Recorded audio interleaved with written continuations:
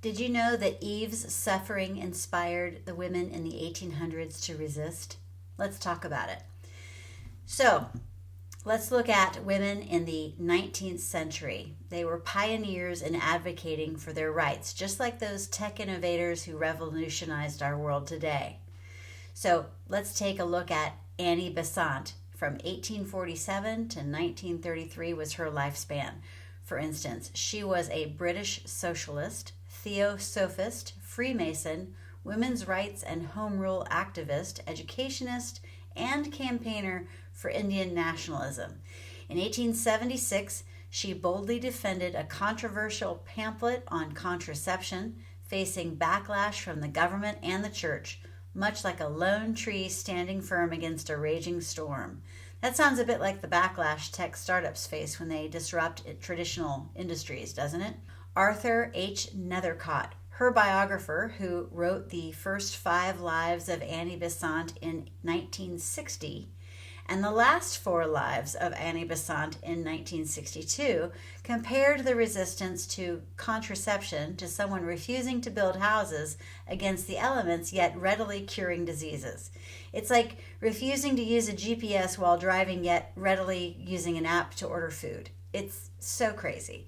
So Besant also fought for children's custody laws, highlighting the archaic attitudes that still viewed women as mere property, similar to how some people today still view smartphones as just devices for calling. Her fight against the Christian church from a secular and feminist viewpoint resulted in threats of physical violence, similar to how innovators face threats when they challenge the status quo.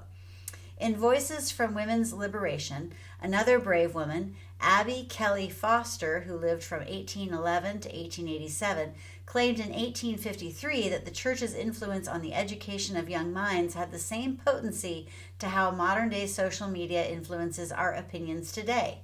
During her lifetime, Abby followed the motto, "Go where least wanted, for there you are most needed." She served as a major figure in the national anti-slavery and women's rights movements, spending more than 20 years traveling the country as a tireless crusader for social justice and equality for all. Despite the backlash, the organized church, much like big corporations today, refused to reevaluate women's position. Susan B. Anthony, who lived from 1820 to 1906, was a renowned champion of temperance, abolition, the rights of labor, equal pay for equal work, and women's suffrage activist. She compared women's status to being considered as property, something you'd dispose of at will, like an old, out-of-date smartphone.